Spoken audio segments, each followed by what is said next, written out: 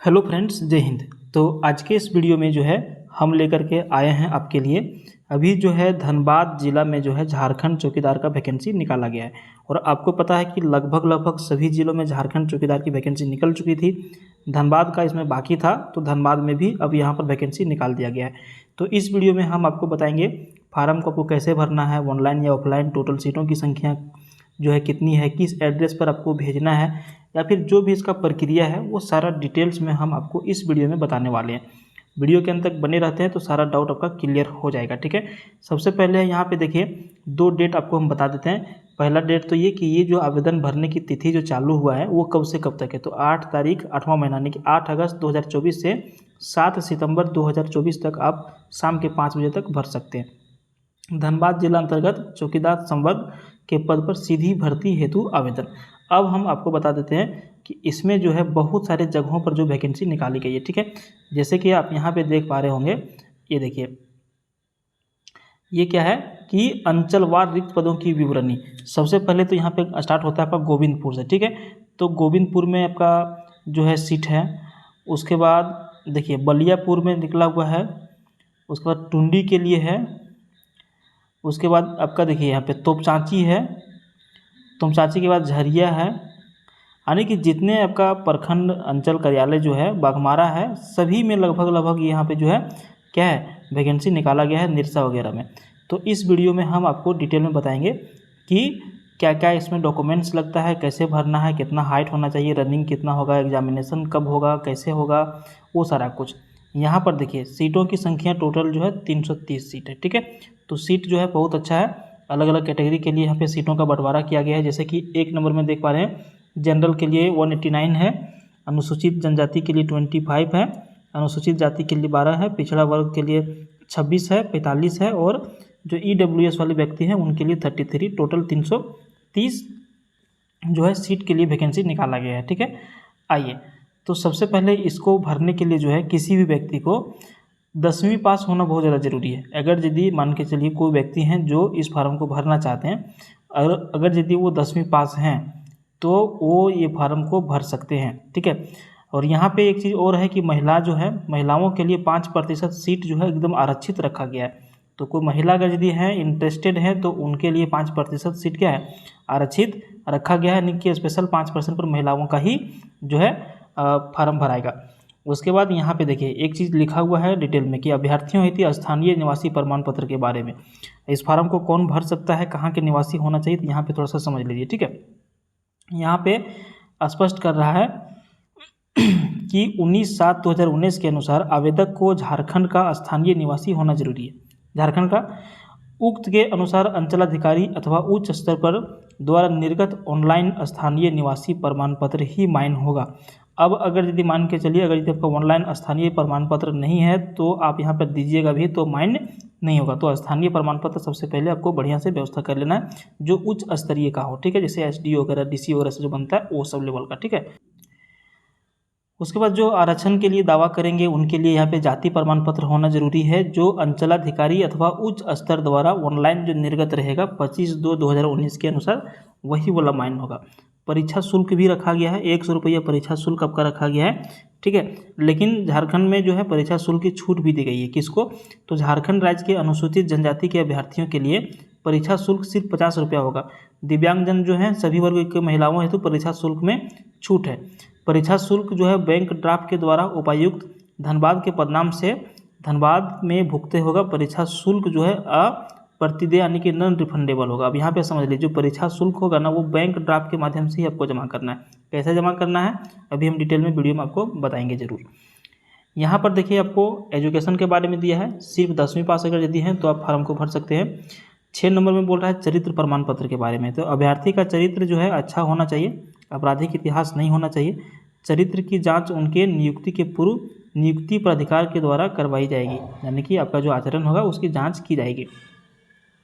उम्र सीमा जो है बहुत अच्छा रखा गया है, कम से कम आपको जो है 18 वर्ष जो कंप्लीट कर लेना है।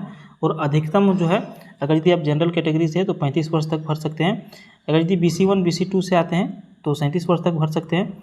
महिला अगर यदि है जनरल OBC तो आप 48 वर्ष तक भर सकते हैं। सॉरी, ये विकलांग वाला है, यहाँ पे 38 वर्ष तक भर सकते हैं।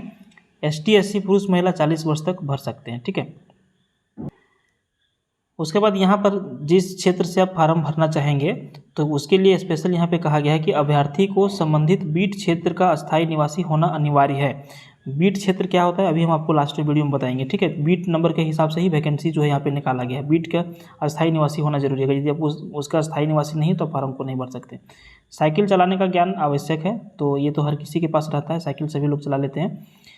उसके बाद नियुक्ति की जो प्रक्रिया है बहुत ही सरल है, बहुत ज़्यादा कठिन नहीं है। नियुक्ति की प्रक्रिया में क्या होगा, सबसे पहले आपका रिटन एग्ज़ाम होगा। रिटन एग्ज़ाम के बाद आपका जो है दौड़ वगैरह होगा। कैसे कैसे होगा ये समझ लीजिए। तो यहाँ पर जो है सर्वप्रथम अभ्यर्थियों की लिखित परीक्षा होगी, जिसमें 50 अंकों की परीक्षा ली जाएगी। लिखित परीक्षा में जिला से संबंधित सामान्य ज्ञान एवं स्थानीय भाषा से संबंधित प्रश्न पूछे जाएंगे। समझ गए, जैसे आप धनबाद जिला से फार्म भर रहे हैं तो धनबाद जिला की पॉपुलेशन, धनबाद जिला की एरिया, धनबाद जिला की आर्थिक व्यवस्था, ये सारे कुछ वहाँ से पूछे जाएंगे, यानी कि जिला से संबंधित सामान्य ज्ञान, और वहाँ की जो स्थानीय भाषा है वो सारा। लिखित परीक्षा में न्यूनतम 30% अंक प्राप्त करना अनिवार्य होगा, यानी कि 50 नंबर का है तो 30 प्रश्न आपको सही करना जरूरी है।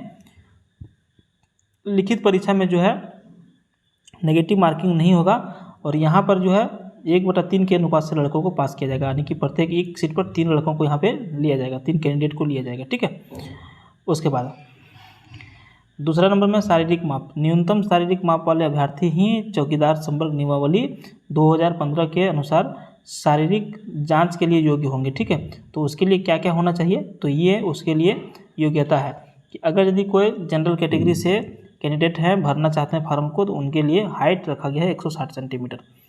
BC1 BC2 में आते हैं 160 सेंटीमीटर। अनुसूचित जनजाति में आते हैं 155 सेंटीमीटर, और कोई भी महिला कैटेगरी किसी भी कैटेगरी का हो तो 148 सेंटीमीटर।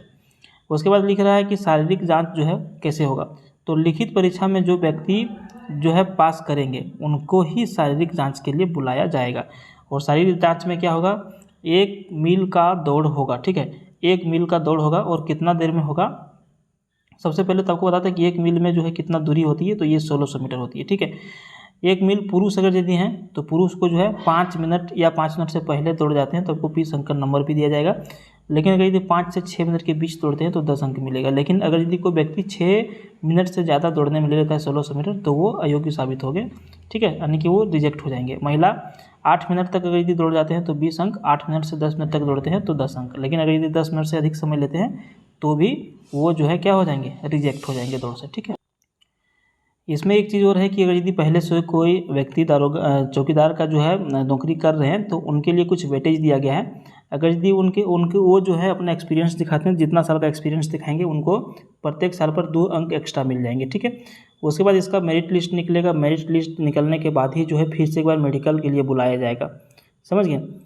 उसके बाद यहाँ पे देखिए सैलरी वगैरह के बारे में दिया गया है। सैलरी भी ठीक ठाक है, 20,200, 1800 ग्रेड पे रहेगा। और सबसे बड़ा चीज़ जो है 16 नंबर पॉइंट से यहाँ पे आपका स्टार्ट होता है। आवेदन करने की प्रक्रिया कैसे रहेगा। ठीक है, तो आवेदन करने की जो है प्रक्रिया, इसको थोड़ा सा डिटेल में समझ लीजिए कैसे आप कर सकते हैं। अगर यदि ज़रा सा भी गलती करेंगे तो आपका फार्म रिजेक्ट हो सकता है। तो ये नंबर में बोल रहा है कि चौकीदार नियुक्ति से संबंधित योग्यता सह्यार्ता रखने वाले अभ्यर्थी विहित प्रपत्र में, यानी कि ऑफलाइन। ठीक है, विहित प्रपत्र मतलब फार्म जो होता है उसमें आवेदन प्रपत्र के साथ में निम्न दस्तावेजों की सब अभिप्रमाणित प्रति अनिवार्य रूप से संलग्न करेंगे। ठीक है, उसमें क्या रहेगा, शैक्षणिक प्रमाण पत्र, ठीक है, अंक पत्र यानी कि मार्कशीट, और उसका जो सर्टिफिकेट होता है वो बोला। उसके बाद स्थानीय निवासी प्रमाण पत्र, ठीक है, सक्षम पदाधिकारी द्वारा निर्गत, यानी कि SDO जो भी आपका है सक्षम पदाधिकारी उनके द्वारा जो है बनाया गया स्थानीय प्रमाण पत्र। जाति प्रमाण पत्र, शैक्षणिक योग्यता यानी कि जन्म तिथि से संबंधित कुछ शैक्षणिक प्रमाण पत्र, जैसे 10वां का आप डालिएगा तो वो आपका काम कर लेगा। उसके बाद सब अभिप्रमाणित, यानी कि फ़ोटो आपका 4 गो लगेगा, रंगीन फ़ोटो, पासपोर्ट साइज़ का, जो फोटो के ऊपर आपका साइन लगेगा, चेहरा छोड़ के साइन करिएगा। B नंबर में बोल रहा है कि अभ्यर्थी लिफाफा के ऊपर विज्ञापन संख्या, आवेदक पद का नाम, बीट संख्या, ग्राम का नाम, संबंधित पंचायत का नाम, अंचल का नाम एवं थाना का नाम अवश्य रूप से अंकित करेंगे। जो आप फार्म जो भेजिएगा, लेटर ऐसा रहता है इसका, ठीक है, लिफाफा रहता है, तो यहाँ पे ये सारा चीज़ आपको मेंशन करना है। समझ गए, ये आप लिखिएगा तो ही आपका जगह पर जाएगा। ठीक है, अच्छा, इसका जो परीक्षा की तिथि जो निकलेगी, डेट जो निकलेगी, वो पेपर के माध्यम से बताया जाएगा। हमारे चैनल को यदि सब्सक्राइब करते हैं, कुछ वैसा नोटिफिकेशन आएगा तो हम भी आपको बता देंगे। डी नंबर में बोल रहा है कि आवेदन दिनांक 8/8/24 से 7/9/24 तक शाम के 5 बजे तक बंद लिफाफे में निबंधित डाक अथवा स्पीड पोस्ट के माध्यम से, ध्यान दीजिएगा नॉर्मल डाक से मत भेजिएगा, ठीक है। स्पीड पोस्ट अथवा निबंधित डाक के माध्यम से आपको एक एड्रेस दिया जा रहा है और ये एड्रेस ये वाला है, ठीक है। देखिए स्क्रीनशॉट ले लीजिए स्क्रीनशॉट ले लीजिए इसका कि समाहर्ता प्रभारी जिला सामान्य शाखा धनबाद, युवायुक्त सह जिला दंडाधिकारी का कार्यालय धनबाद, पिन नंबर 826004 में जमा कराया जा सकता है, ठीक है। और जो फार्म आप 7/9/24 के बाद वहाँ पे जा कर के मिलेगा उसके ऊपर क्या होगा कि किसी भी तरह की निर्णय नहीं लिया जाएगा, ठीक है। गलत एड्रेस में भेजते हैं तो फार्म आपका रिजेक्ट हो जाएगा। और अगर यदि किसी भी तरह की नोटिफिकेशन आपको जानना है तो आप www.dhanbad.nic.in पर जा करके जिस चीज़ से हम आपको बता रहे हैं ये सारा चीज़ आप डाउनलोड करके खुद से पढ़ सकते हैं। और इसी वेबसाइट के माध्यम से जो है आप इसका फार्म भी जो है डाउनलोड कर सकते हैं, ठीक है। आपको वहाँ फार्म डाउनलोड करने का ऑप्शन मिल जाएगा, जाके कर सकते हैं सर्च करके, ठीक है। ये देखिए थोड़ा सा समझ लीजिए बीट संख्या क्या होता है।